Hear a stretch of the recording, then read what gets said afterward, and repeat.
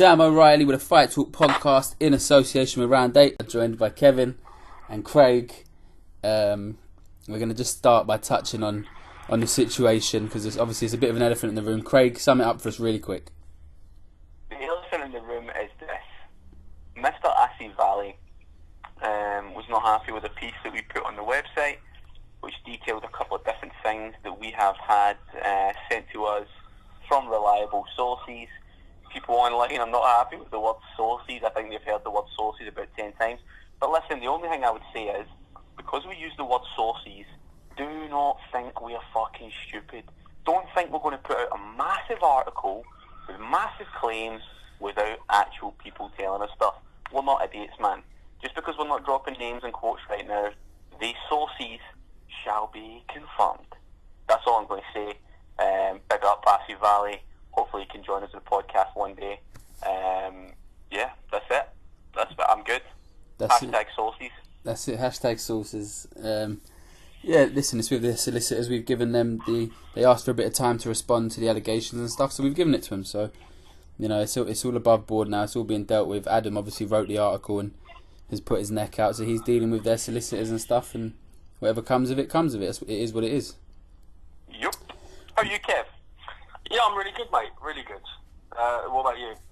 Yeah, I'm alright. I'm on Alton Towers. I'm actually at Alton Towers, like 5 minutes from Alton Towers right now. I'm here for a few days. Any rides you're scared of?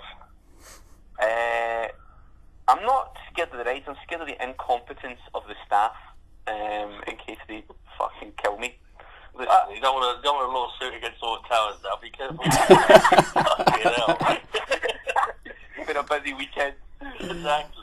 Yeah, go on. Okay, no. All right, let's talk about last night's the boxing that actually happened.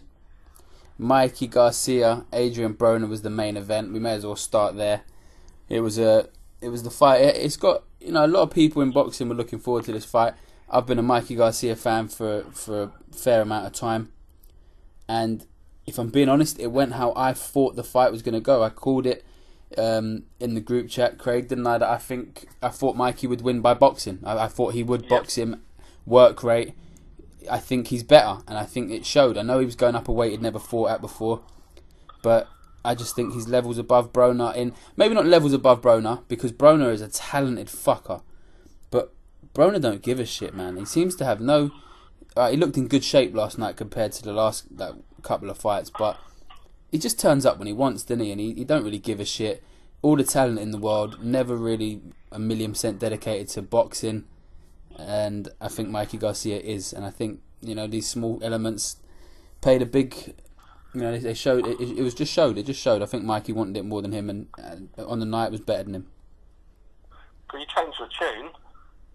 How You said last time we spoke, you must have changed about 100 times. Last time we spoke, you said, Broner's a bit bigger than him, and all this, and I said, nah, no way. I said, Mikey Garcia will win comfortably.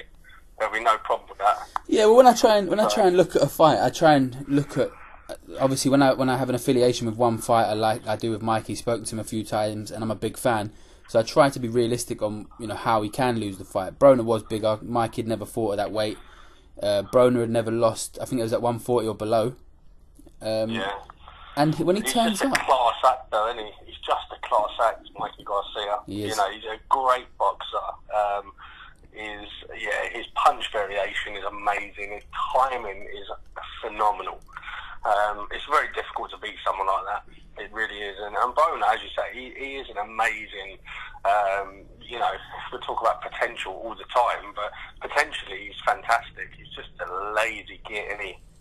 I just think, for me, it's hard to find anything wrong with what Mikey Garcia does. I was talking about the fight this morning with Rob Tebbit from Behind the Gloves and his own stuff, and Raps on TV and all that shit, Rob. And we spoke about it, and he doesn't do anything wrong. He doesn't make mistakes. He doesn't give you that chance to counter with a big left hook, although he did land one last night. But over the course of 12 rounds, the window for you to take advantage of his errors is so slim. And if you're someone like Adrian Broner, you have to be more active in there. You have to be looking to open up opportunities. You have to be looking to rough him up if that's what you need to do, because he's not going to let you in. He's not going to give you the opportunity. He's too good. Yeah, no, I definitely agree. I think I think he's going to be a legend. You know, there was an article I was reading about comparing him to Oscar De La Hoya and people like that. And I think, you know, if he carries on doing what he's doing, I think he's definitely going to be up there. But yeah, I think Broner has everything. I think he's just lazy. I think he just doesn't. I don't think he likes to work 3 minutes of the round. And I think against someone like Garcia, whose timing is so beautiful and his boxing ability is so good. Yeah, I think he's just going to be missing against someone like that, definitely. It's hard when you look at it like that, because some fighters can get away with that winning the last minute of the round. If you look, someone like an Arthur Abraham can fight someone like Paul Smith, and he can only really work for the last minute of each 3-minute round, and that'll win him the round. But when you're boxing against somebody like Garcia, who for that 2 minutes when you're not working is just looking tremendous the whole 2 minutes, when you try and turn it on in that last minute, people don't really care, because he's not going to let you do it. He's not going to sit back and let you win that minute of the round. And his 2 minutes before that have been so impactful. He's not wasting anything, you know. So I think for the judges, it's a pretty clear decision. Mikey's. What do you think? What's Mikey? A free-weight world champ now. He's won world title at 126, 130, 135, and that was his first fight at 140. Sorry. I mean. Yeah, that's right. Yeah. Where does he stop, man? Like, he's talking about going to 147 now, isn't he? He said he can go up to welter, 147. I mean, he might as well fight for a world title at 140 while he's here, vacate the 135 title, unless he can get the Linares fight unification that I think he wants. Do you think he hurt Broner last night? Because although for me clearly outboxed him in every round for me, I don't think he hurt him. I don't think Broner was really stressed. Maybe the body work paid dividends over the rounds, but I don't think he ever really rocked him. I never sat there and thought, oh, he might go here. So I wonder how the power would transition, you know?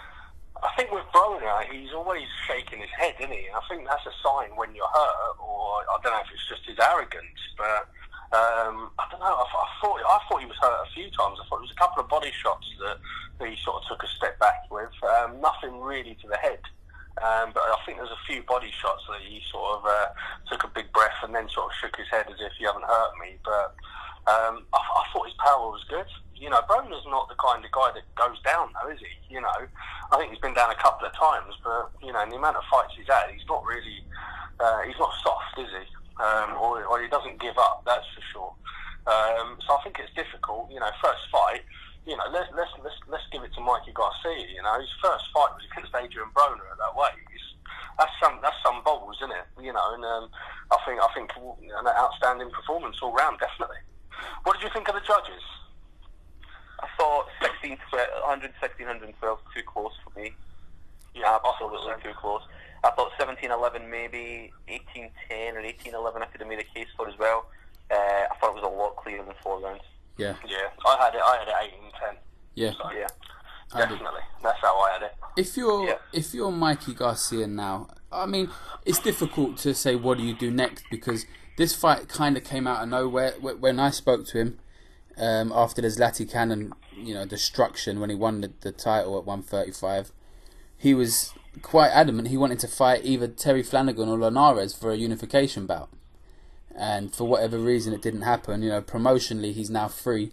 So I guess he takes whatever opportunities are the best for him. So it's a bit difficult to predict what his next fight will be, because they just sort of sit by the phone, and when a good offer comes, they take it. Depending on, I don't think it matters what weight, within the realms of realisticness, they'll fight any weight around there. So, mind you, if you were Terry Flanagan, would you want to fight Mikey Garcia? No, I was going to say that. Not a chance. I think that's an easy win for Mikey Garcia, and I think it's a knockout win as well. I think I think that would be the perfect next fight for him. I think to fight Terry Flanagan, knock Terry Flanagan out, and then what an amazing fight, him versus Linares. Oh, that's mouth-watering, isn't it? Well, Linares has got to get past the mandatory challenge of Luke Campbell. Why are you laughing? No, listen. I like to see that two British boys going against each other, and just putting it all on the line. British boys? What, you call Linares British now? He always fucking fights here, that he lives here now. He does live here. I don't think we can quite claim him as our own just yet. Yeah, no. Mikey might as well, if he's not going to get a unification bout at lightweight, he may as well fight for another world title at 140. See what happens. Try and get 4, maybe 5 weight world champion on his record. That wouldn't be too shabby. So yeah, I'm sure he's going to be some big opportunities for him down the line. Where does Broner go from here? That's a question. If you're Adrian Broner now, do you just keep taking money fights? But that's the thing, isn't it? You know, straight after he was talking about money and how much he's earned and how much he'll keep earning because people will keep coming out to see him. I think people are getting fed up with him, if I'm honest.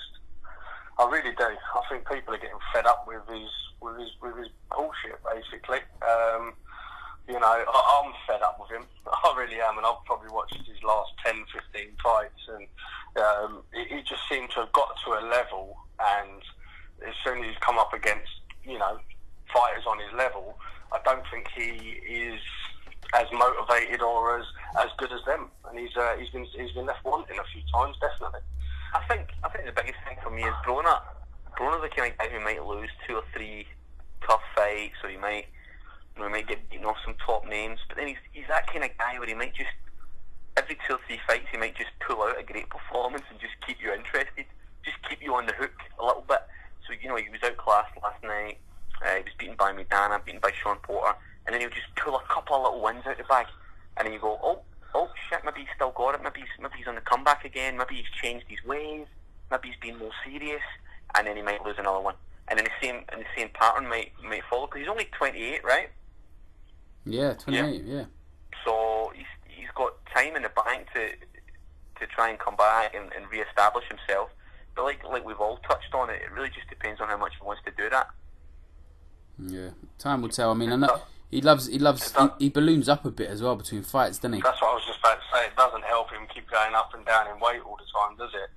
You know, one thing that shocked me was just how long he was working during rounds, and he just seemed to not have it in his tank, and that's maybe because he keeps going up and down in weight. He just drains himself too low. I don't know, but yeah, you know, the amount of punches that were landed, I think it was 445 to 212 or something like that. And it's crazy. You know, the difference in the punches landed or punches thrown. You know, Mikey's work rate is exceptional, as well as, you know, shot selection and stuff. So it's difficult to beat that. And as Craig said, he don't make many mistakes. Who was that? One of the Charlo brothers. It was either Jamel or Jamal, who has twins and gives them one letter difference in their name. What I don't understand. What I worked with a geezer who had twins and called them Eric and Derek, and I thought that was bad. That's a true story. Fucking Eric and Derek. But I was driving, didn't see any of the Charlo fight at all. Kev, sum it up for us. Listen, I love the Charlo brothers. Jamal is outstanding. You know, he's 25 wins, 19 KOs, 26 wins and 20 KOs now. But yeah, I watch it, guys. I don't know if you watched it, Craig, but watch it. One thing that stood out to me was the size difference. It was horrific. The guy was about 6 inches shorter and looked about 3 weights lower than him. It was pretty bad. It was pretty bad. So weird. It was so weird though, because Highland is the guy who's been campaigning at middleweight. He beat Matt Macklin pretty comfortably. Yeah. He beat Matthew Macklin, who was a career middleweight as well. So it wasn't as though he shouldn't have been in that fight at that weight division, because he's been a middleweight and he's won big fights at middleweight. Yeah. I think there was obviously a kind of freakish leg injury going on from early on in the fight.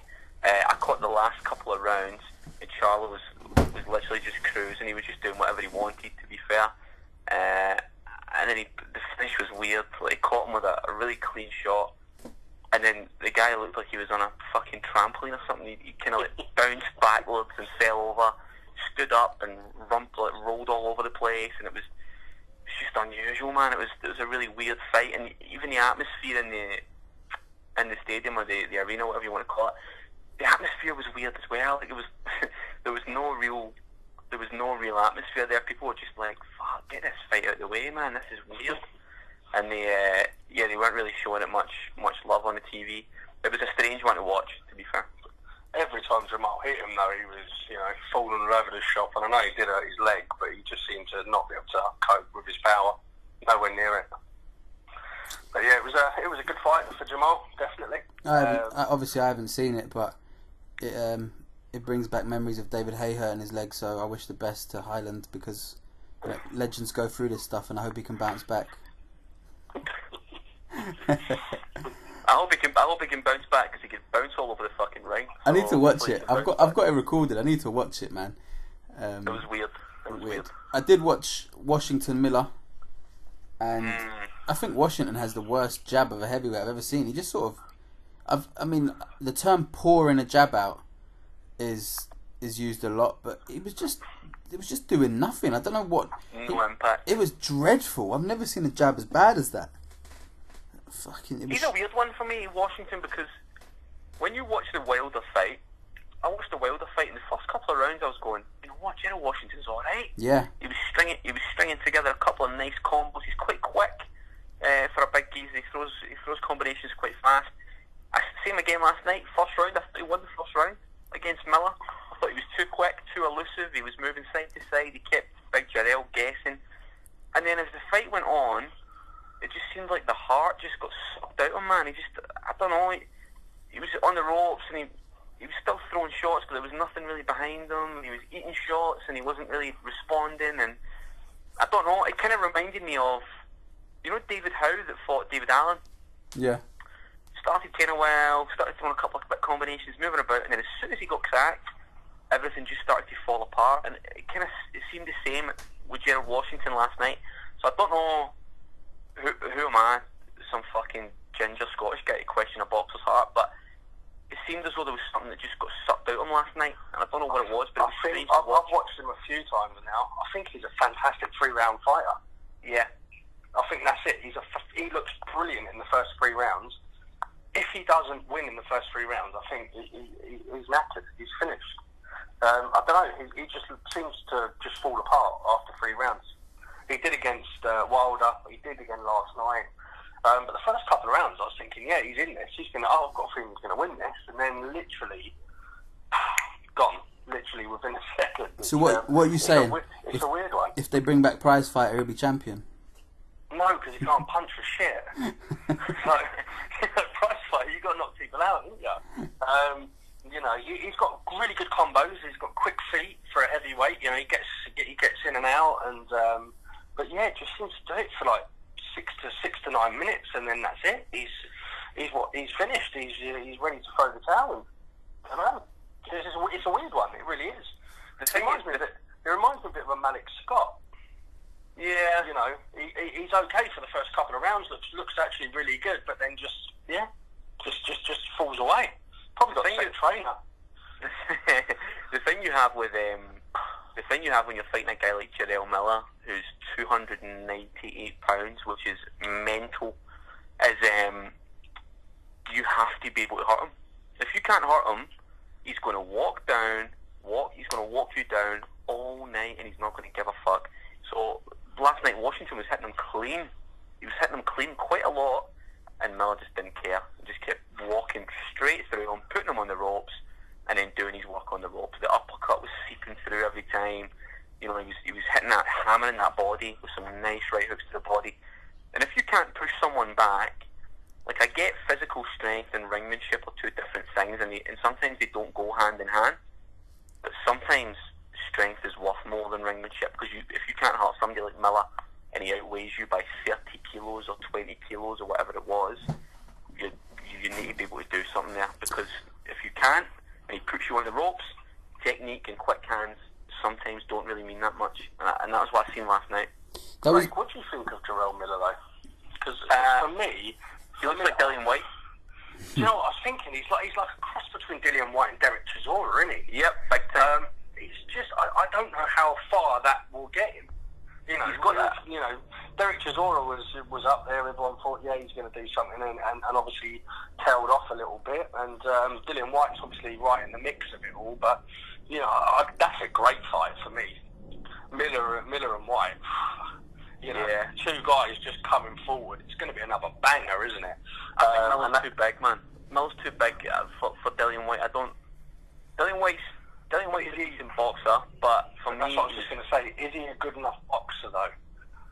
rocked. Dillian White was rocked by Chisora. He was put out by Anthony Joshua. And Jarrell Miller might not be as good a boxer as any of those two, but he's bigger, he's stronger, and he hits hard, man. And I think does he hit hard? I'm not sure he does. He couldn't knock Washington down, could he really? You know, does he hit hard? You know, I'm not sure he does hit as hard as his record says. You know, listen, some of the body shots and the uppercuts looked disgusting, but he was still standing, wasn't he? He weren't standing when Wilder hit him, was he?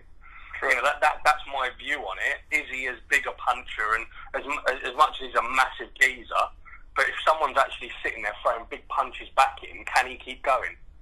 You know, if someone's standing there toe to toe, because we all know Dillian White doesn't really get rocked until the later rounds, if he does, because he tires out. But if Dillian White's sitting there banging him back for the first 3 or 4 rounds, what effect does that have on him? You know, that's something we don't know. But, you know, I think Dillian White beats him. I do. From what I've seen, I've watched him probably 4 or 5 times now. I just see him as a big, clumsy, big, heavy hitter. I think he moves his head quite well, though, Kev, in fairness. I think he moves his head better than White does. He dips low, he tries to avoid shots using that smart head movement. You don't often see that from heavyweights. Yeah, he's got that Joe Fraser sort of move, hasn't he? Where he ducks underneath, and a bit like Tyson. You know, that sort of head where he ducks underneath the punches, which is quite good. But Chisora sort of had that at the start, didn't he, as well, and early on? Yeah. He was pretty good at dipping and getting inside and stuff. But, listen, that's a real interesting fight for me. I think that should be the next fight, and then the winner goes on to Deontay Wilder, I think. Sam, what did you make of the fight last night? Because I know you and Dillian have obviously done a couple of bits and pieces together. What did you make of the Miller-Washington fight? I remember watching Washington and Wilder and thinking that Wilder didn't have it all his own way. But then he also didn't have it his own way against is it Spilka? What he does possess is knockout power, Wilder, which a lot of these guys don't. So Washington probably was, in my head, better than he was, if you know what I mean. But just going by the Wilder fight, I thought Miller was good. He is massive, but he's not that tall. What height is Big Baby? He ain't like a 6'9" fucking. He's just thick and wide. 6'2", 6'3", I think, isn't he? But he's just massive, isn't he? He's about as wide as he is tall, isn't he? He weighs a shitload, and I can imagine him tire you out if he needs to sort of lean on you and stuff. But Dillian's not. I don't know. I 100% would love to see him and Dillian. I think it'd be a great fight.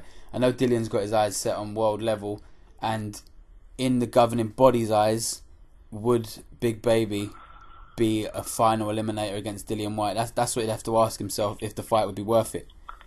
Big Baby's rated highly by a few of the governing bodies, like top 4, top 5.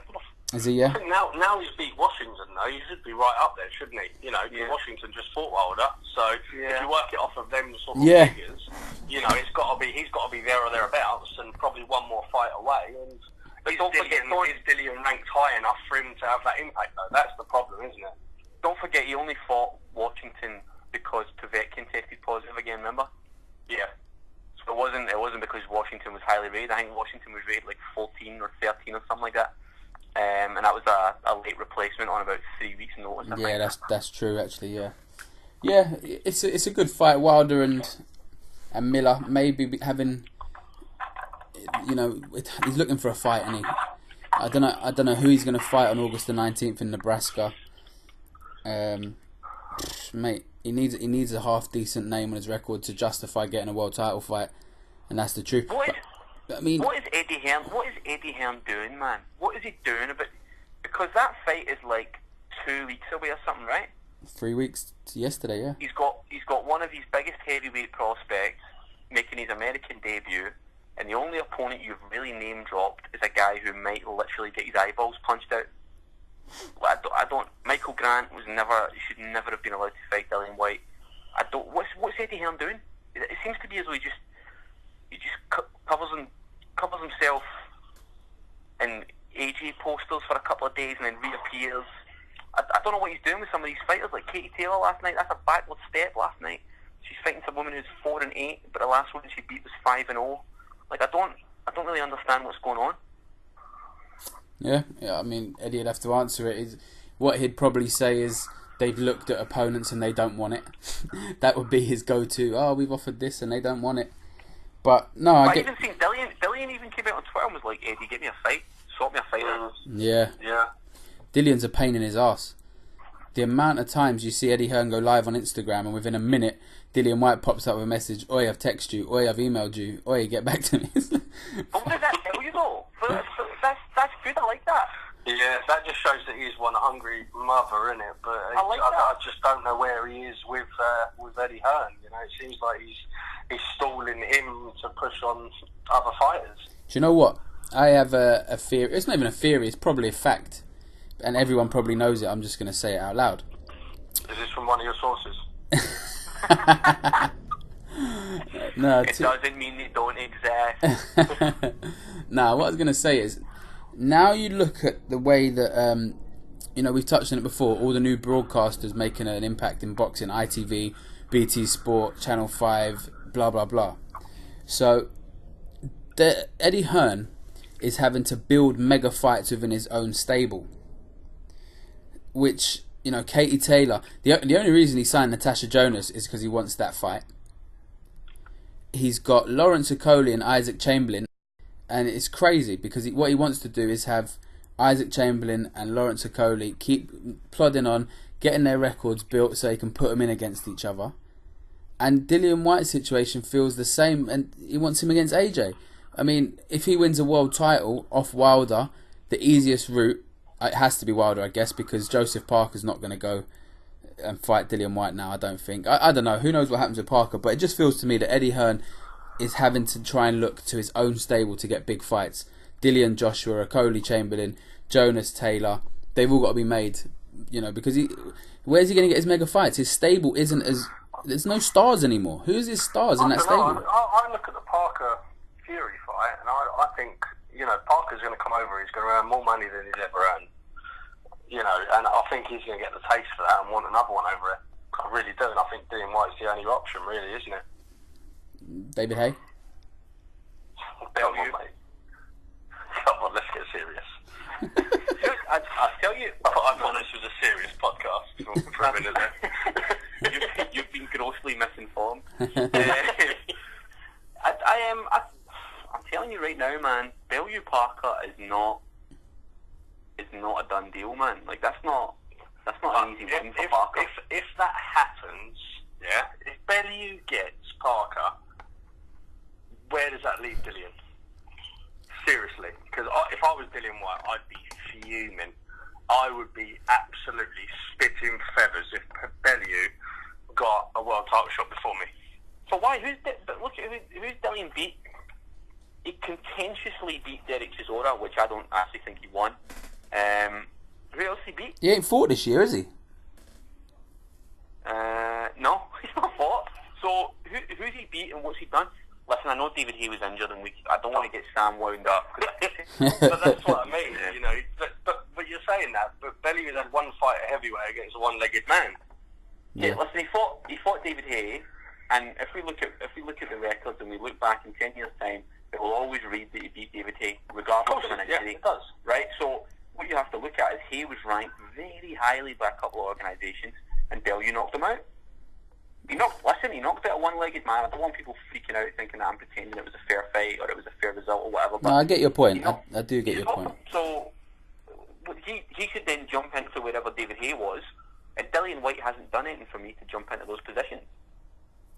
Mm-hmm. Yeah. Oh, listen, if I was Dillian White, I'd be fuming. That's what I'm going to do. Oh yeah, definitely. I'd be absolutely fuming if the cruiserweight champion got in front of me for a heavyweight title. I'd be out of there. I'd say rip my contract up. I'm out. I'll see you later.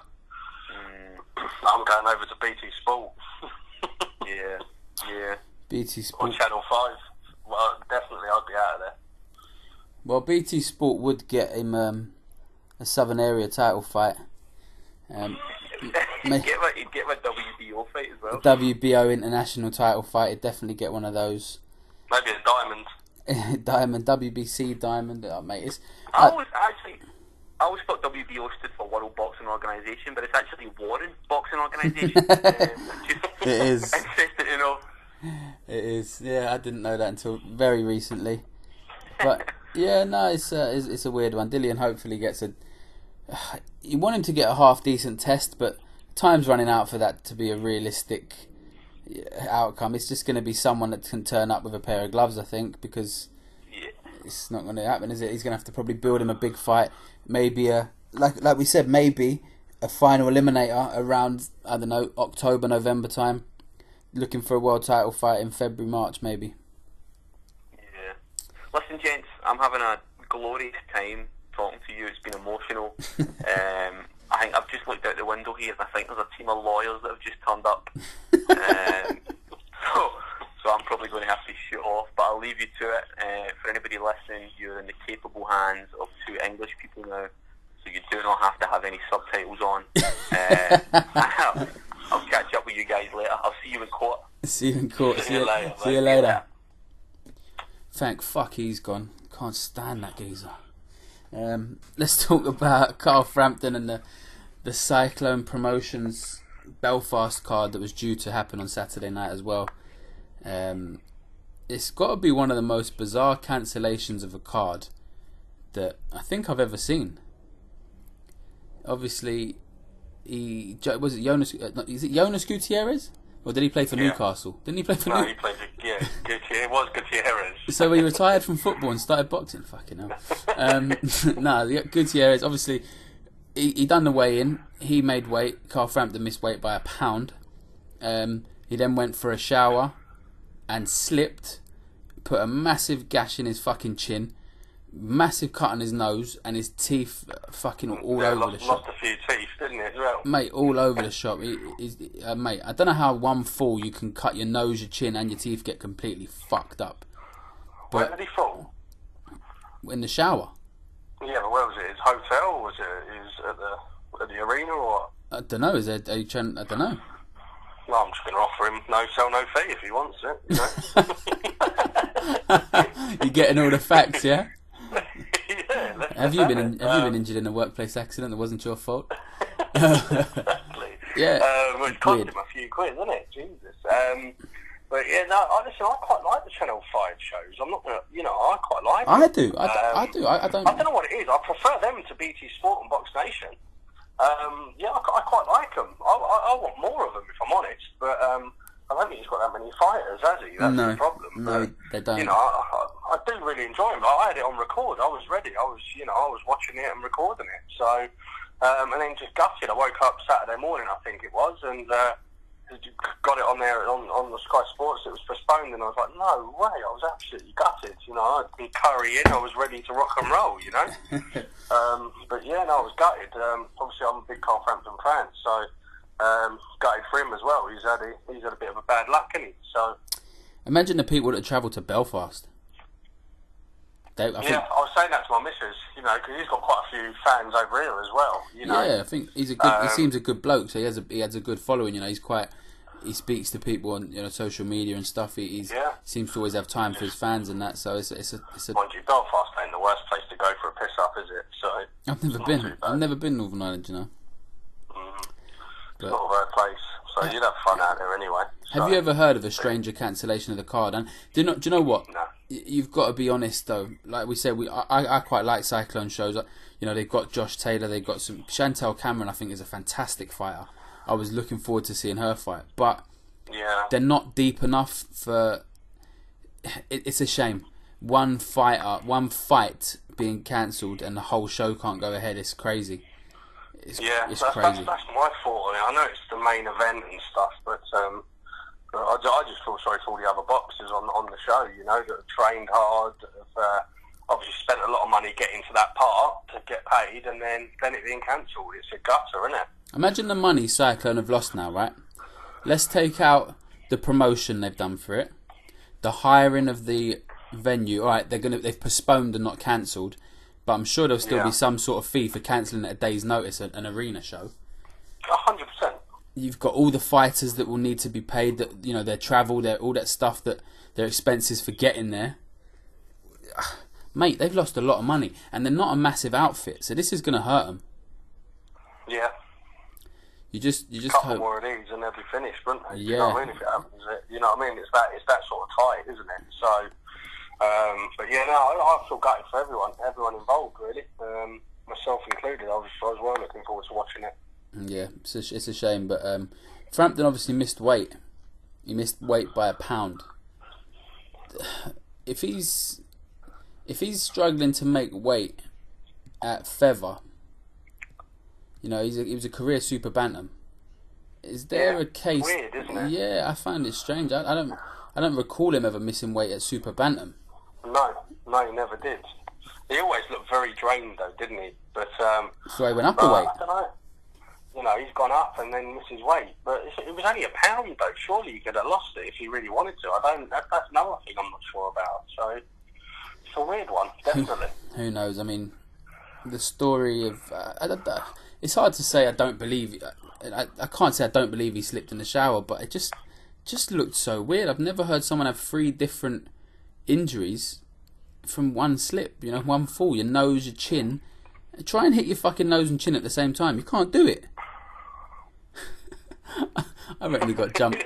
He got jumped by Barry or so. I don't know what happened. But because he'd missed weight. That was it. Oh, Frampton was hiding under the shower and giving him a little kick. Yeah. As he stepped in or something. But I don't know. It is very, very weird and dubious, isn't it? But listen, you know, you lose teeth and split your face open. It's something's definitely happened, doesn't it? So yeah. Weird one. You can't fake that, mate. You can't fake it, can you? You know. Nah, this is also the week we had Tyson Fury again kind of retire. Retire and then take it back again straight away. So, Did he? Did he do that? Did he take it back? Yeah, he sort of took it back. He said, "This isn't the end for me," or "You can't get rid of me this easy," or something like that straight after. But I don't know. It's just I don't know what's going on in his head. I don't think he knows or anyone knows what's going on in his head. That's the problem, isn't it? You know, he was talking about I'm going to lose 8 stone in 13 weeks or something, and I think he's lost about 3 or 4 pounds. You know, I don't know. I don't know what's you know. I don't think he is taking anything seriously until he gets his license back, and until all this stuff's sorted out. I think then we'll see if he is going to come back and do anything. But you know, all the stuff about Peter Fury and that, you know, me and you were talking about it, weren't we, on Tuesday or Wednesday or something, and it was just all a bit, you know, a bit weird. You know, he was at the Haymaker gym sparring, and yeah, he brought Hughie Fury to spar Joe Joyce, which I think is great sparring for him, because it's like he's a sort of Parker, as close to Parker as you're going to get, isn't it? Sort of stocky, tough. You know, I think he's probably bigger. I mean, he's big. And do you know what? Regardless of even if it's stylistically, I personally don't think he's that much like Parker, but he's a big fucking talented heavyweight. So you need all them you can get. And yeah, obviously, for him to comment though, we had this conversation, didn't we? And for him to comment, especially when he's not even anywhere near the boxing ring, you know, an 8 stone overweight or whatever. It's just bewildering, isn't it? I didn't understand it at all. Didn't understand how he had the front to even make a comment. Yeah, that's my problem with it. He's been talking about a comeback for, I don't know, it's 5 months maybe. I don't know, it's been a long time, and he doesn't look any. I've seen him do pads a couple of times. I think he even did like a touch spar a few times with Daniel Dubois and stuff, but he doesn't look seriously like he's lost a hell of a lot of weight, and you can see the comeback in sight. It just doesn't look like it's happening, which is a gutter, because I think heavyweight boxing needs Tyson Fury. I do. 100%. It's a better place when it is in air, isn't it? But again, I just don't know how you've got the front to do it when you're like that. But I also think it's all to do with his license. I think when he gets his license back, you'll see a massive difference. But is he ever going to get it back? It just seems like it's never going to happen. Part of me feels like he's still fighting battles with himself. You know, we know he's been through a lot in his personal life, and you know, he was down and he resorted to drugs. And there's a lot of shit that he's gone through, and some people that don't like him may say, you know, self-inflicted or whatever. Everyone's entitled to their own opinion on Tyson Fury, but like we said, I think boxing needs him. The only problem is, can he get, first of all, his head right to get his body in the shape it needs to compete in a professional ring anymore? I don't know. I think he needs boxing though. I think that's also the thing. I think he needs boxing in order to get his head right, though. Something to focus on. I think at the moment he's just, walking around eating kebabs and burgers. But I think that's not good for that. That's not good for anyone. I think he needs something to focus on, and I think that's why he's flipping out at silly things that doesn't really matter to him. But I think it's very difficult to go into the gym and train, and when you've got no goal, I think it's hard to do that.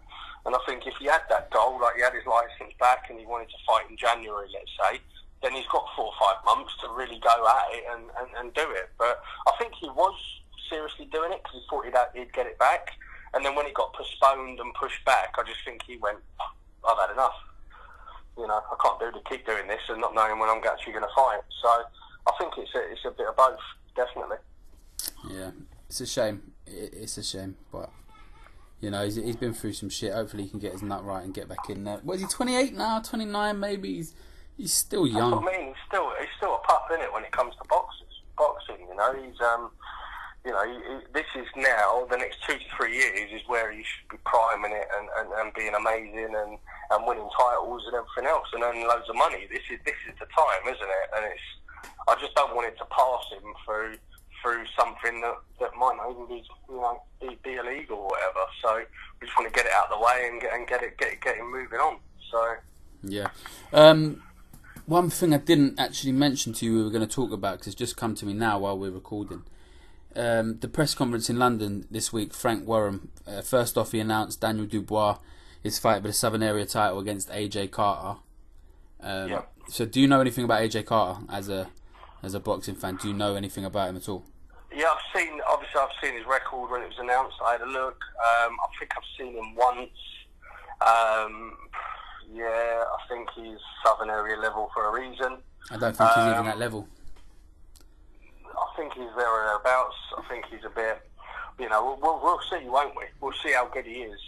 Daniel Dubois is going to go in there and hit him, isn't he? That's the difference, and hit him hard. So we'll see. Mate, we'll see what he's all about. I can't see it lasting more than a round to 2 rounds myself. But what do you reckon? His last fight, he got knocked out badly on a Dove Box show on the 1st of April, Crystal Palace show. Craig was there.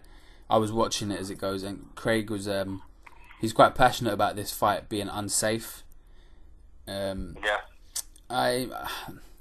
It's a difficult one because it's for the Southern Area title. AJ Carter, I think, has had one fight in 2.5, 3 years, and he got knocked out badly by a journeyman. I'm not being disrespectful to the guy. I think it was Sokolovsky, I think his name was. He had the exhibition with Hughie Fury on that undercard the other day. So listen, he's a decent fighter, but he bombed him out of there. He knocked AJ Carter out quite badly. And it was one of them, I wondered if he'd even come back, and he's come back and he's got a Southern Area title fight, which I don't understand how the board are allowing that. On paper, yes, he has a positive record.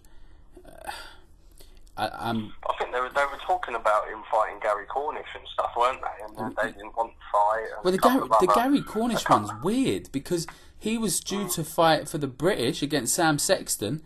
One of them got injured. And I think it was Sam Sexton pulled out, didn't he? And then that's got to be remade. I don't know. Dubois, I think it's difficult to find him good opponents. AJ Carter, I guess, is the kind of opponent you need for a 19-year-old who's, was he 4-0 now? Is a 4?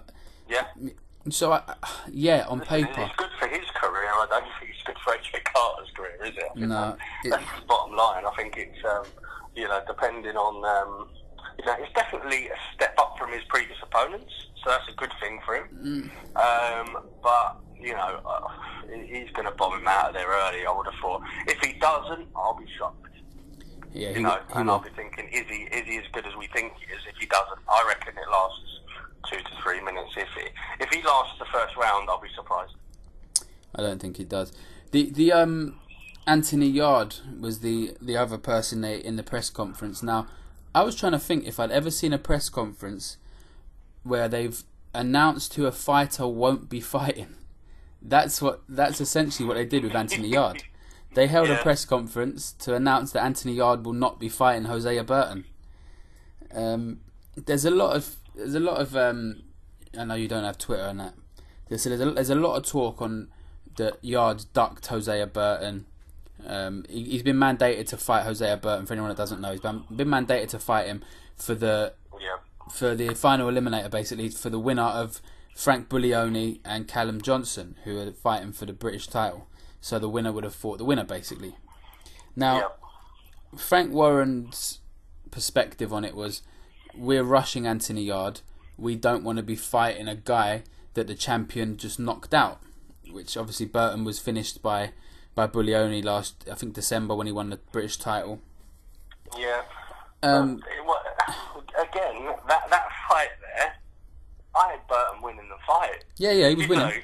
And it was the last round, wasn't it? It was the 12th round. 12th round. And he caught him and knocked him out. He was knackered and tired and everything else. We can make up loads of excuses. But I had Burton, if he got through that round, besides being knocked down, I had him winning the fight. So it's a tough one. I understand what Warren's saying a little bit, because Anthony Yarde is ranked higher than Hosea Burton and Frank Buglioni. Yeah, but only with the WBO. Now there's an argument. So what? Imagine Buglioni.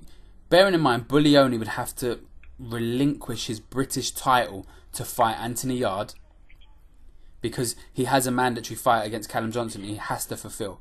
So to fight Anthony Yarde, Buglioni would have to relinquish his British title. First of all, never going to happen. Second of all, he would, even if he beat Anthony Yarde and took his ranking as number 8 with a WBO, the WBO only give fights to Frank Warren fighters, and Buglioni's already heard. So it's a lose-lose for Buglioni at this stage. I look at Anthony Yarde, and he's still a progressive fighter. Yeah. Mm-hmm. As much as he's looked absolutely disgusting, is probably the right word. Every opponent he's come up against, he's looked like an absolute beast and an animal. I would have taken the Burton fight 100%. to guarantee the Buglioni fight. If I was confident I could beat Buglioni, Burton should be an easy fight for me. So it's just a payday. It's just a payday. Go in there, beat the guy, beat him better than Buglioni did, and then, everyone's going to talk about that fight. It's going to be a bigger fight. It's going to be a more exciting fight. I don't, as much as I understand Warren's point of view, I find it difficult for why Anthony Yarde wouldn't be knocking on his door and going, give me that fight because I'm guaranteed the British fight after for the title fight. I don't understand that side of it. But he's not going to get Buglioni now.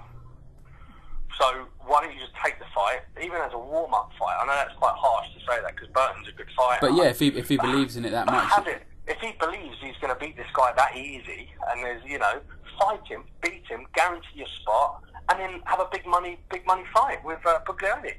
0-2 sellout, no problem. I don't get it. I don't understand it. I think it's bad management from Frank Warren. I think it's a comfortable payday for Yarde, and then he moves on.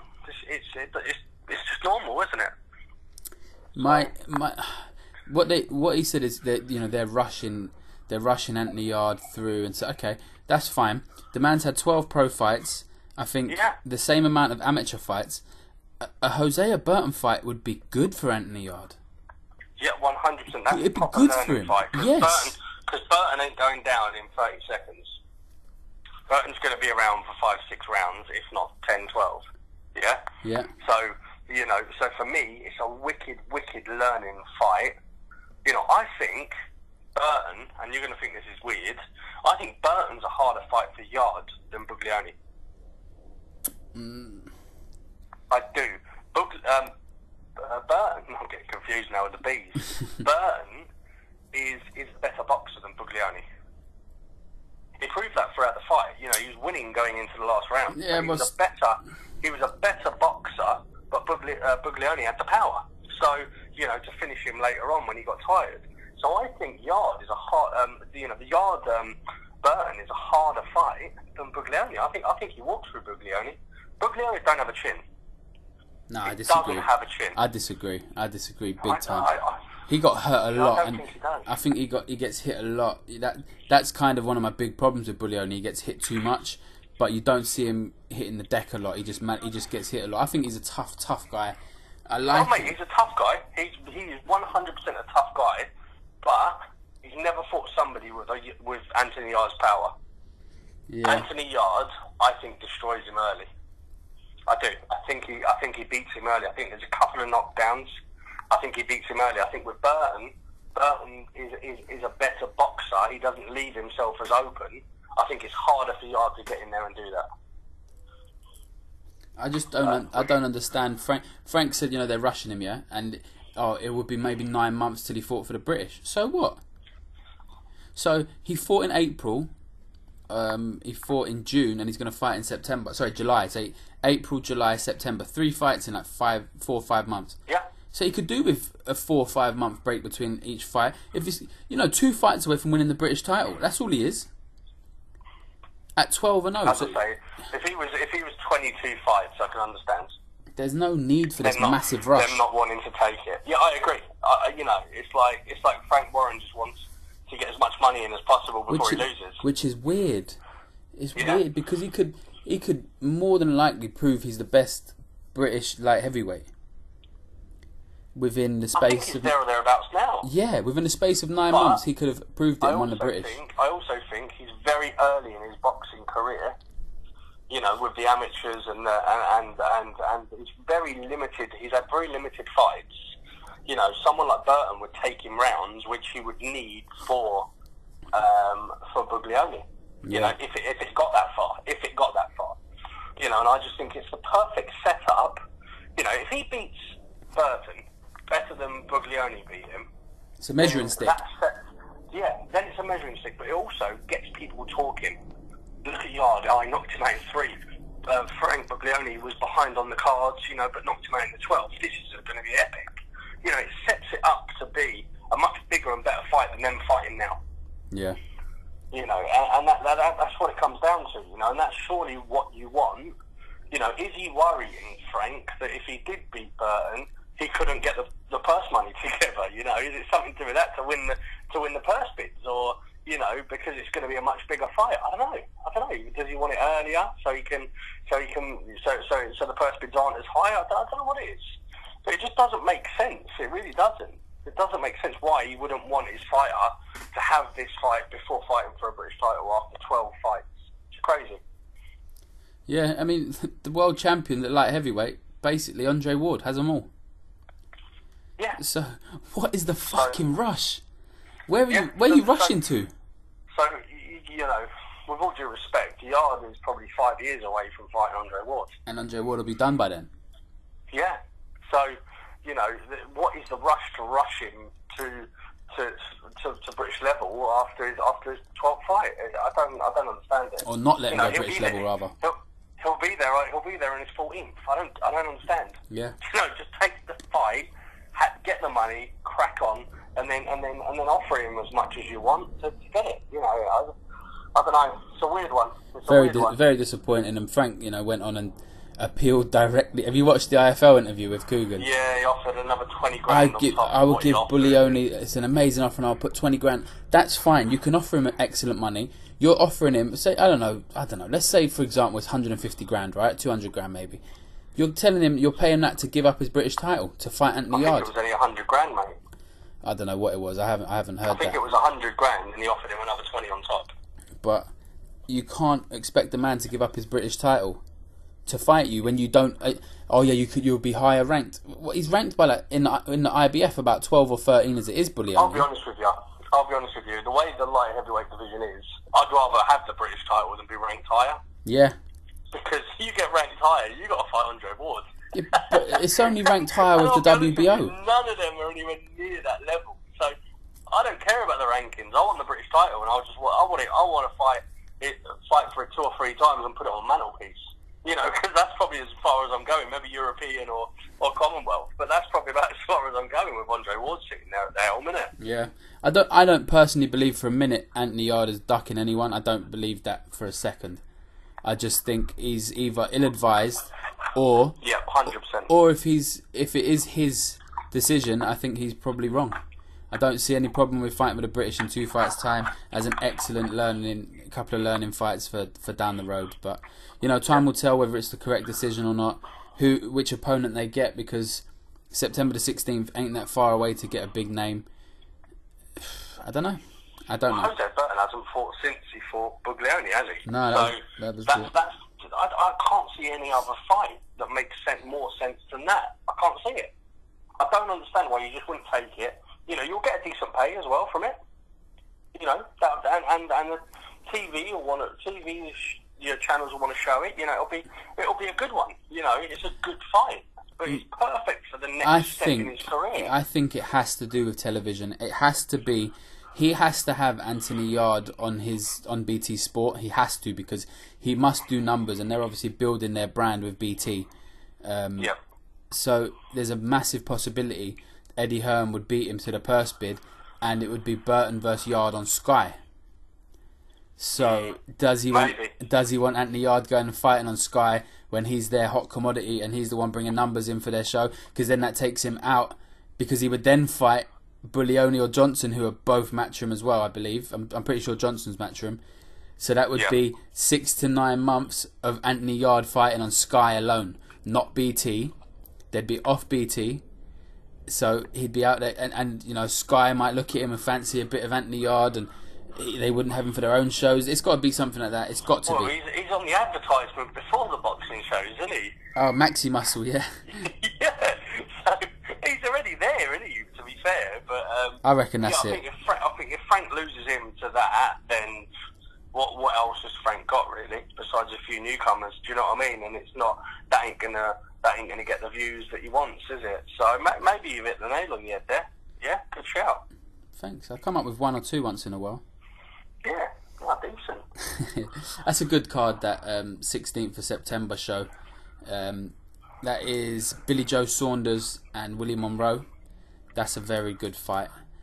Do you know what? Yep. Just trying to think off the top of my head if Frank Warren's got any world champs that aren't WBO champs. Craig, I think Craig's right. It's the Warren box. He's got Terry Flanagan, lightweight. Billy Joe, middleweight. I always forget about Terry Flanagan. I know it's awful, but I do. It's terrible, because I like him as well. It's like, people say, oh, Terry Flanagan. They go, oh yeah, that ginger guy. Yeah, he's cool. I like him. You just forget he I exists. like him. I watch him. Yeah, he's alright. But yeah, you forget about him. Probably he's got. I tell you, he's got Zazani Tete, who I think he's been upgraded to a WBA champ. He's in the same weight as Ryan Burnett. I think that was another fight he was trying to make, wasn't it? So he may have one. That's a good fight. That is. That's a good fight. That is a good fight. That's a really good fight. I don't think that will happen. I don't think Eddie and Frank are going to do business together for the foreseeable future. That's what it looks like to me from the outside. But I think they need each other, mate. I think Frank Warren needs him more than Eddie needs Frank. I think that's the truth. But Frank's such an old stubborn git, isn't he? That I don't think he's going to. He's a bit of an old dinosaur in many ways. But he knows stubborn, boxing. He does know boxing, but boxing has changed.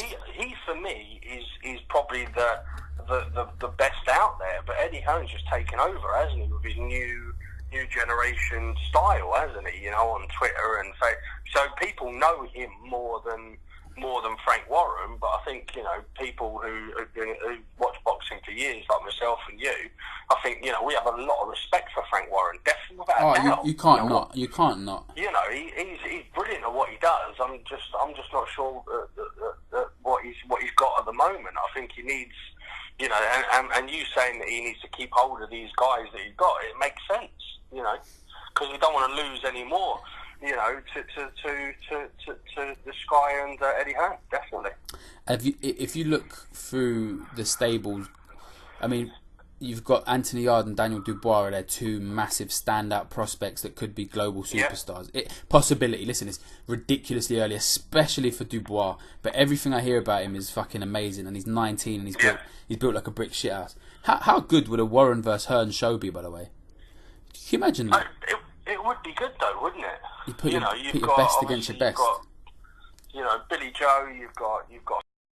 It's good to have a show, Flanagan versus versus someone from Eddie Hearns. You got Billy Joe versus someone, you know, Dubois versus. It would be awesome, wouldn't it? Yarde as well. Imagine that on one show. That'd be excellent. It would be awesome having them four on the show against Eddie Hearns' top boys. It'd be brilliant. But will never, ever happen. So. No, I agree with you. Pointless talking about it, isn't it? Yeah. But it's mouthwatering when you think of it, isn't it? You know, it's like, it's what you want, but you just, unfortunately, we're not making the decisions, are we, mate? No. But yeah, no, it's an interesting one. You know, there's lots of big offers being thrown about, but they're just not. They just can't seem to get an agreement between each other, can they? Yeah. It's like my balls are bigger than yours, and I'm not. You know, I'm not willing to negotiate. But yeah, I think they're just stubborn, and they both want to be the biggest in the game. And you know, Warren was, and Eddie's come up, and he's obviously put his nose out of joint a little bit, and obviously now he's trying to come back. But he's it's definitely interesting to watch. Definitely. Yeah. Yeah, some good. There'll be some good fights ahead on both. Obviously, that 16th is the next. It's probably the next big televised card. 16th of September, as I said, Billy Joe against Willie Monroe, Dubois, Anthony Yarde. We don't know who he's fighting yet. Umar Sadiq's making his debut. I don't know if you know Umar. Yeah. He's a top boy. I've got a lot of time for him. Lovely man, and I wish him the best in his career. Lucian Reed's back on it. There's some good fights, man. So there'll be some good fights on that one. The week before we got a great Goodwin show that I'll be at, you'll be at. Heaven or Hell. We got mate John. Have you made sure I've got them now? Yeah, I've got your tickets sorted. Don't worry, I've got. Sweet. Obviously, our boy Nessie Bad News Tuwala making his second pro fight. John O'Donnell's fighting Tamuka Mucha for the English. Who else? Joel McIntyre's fighting for the English. Leon McKenzie against Alan Higgins for the Southern area. Some excellent fights. 50-50 fights on it, mate. And there's one or two getting made later this week that I know about. Here we go. You and your 50-50s, mate. There'll be a few walkovers as well, don't worry. I'm sure. No, I'm really looking forward to that. Actually, the Goodwin show, definitely. Looking forward to it. Yeah, mate, it's been a good year for Goodwin, I think, and yeah, long may it continue. So yeah, just time for me to wrap up, really. Thank you for coming on. We had Craig on earlier, obviously. Right. Gallivanting around Alton Towers, like, what the fuck? A bit weird, but whatever. It's quite random, but fair play to him. And everyone else that has listened to this point, whether they do or not is another thing, but obviously we really appreciate the love that we get on Fight Talk. We get a lot of people. I have to give one shout out, don't I? You have to give a shout out, yeah? Yeah, shout out to Brooke.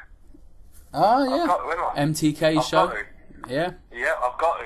It was lovely meeting her and her sister. So big shout out to MTK, you. yeah. Very good. Made me feel very welcome. Thank you. There we go. But everyone that sticks by us, man, obviously it's a bit of a weird few days because of the article that went up on the site. But people who know us know that we don't talk bullshit. We don't post stuff for no apparent reason. We're not fucking clickbait. We're not like them people. We're serious boxing people. We help a lot of young fighters, and we just do this shit because we love it. But then there's times when you feel like you have to put your neck out and say, look, this ain't right. So that's what we've done. We appreciate the support and people being behind us, and that's it. We're out.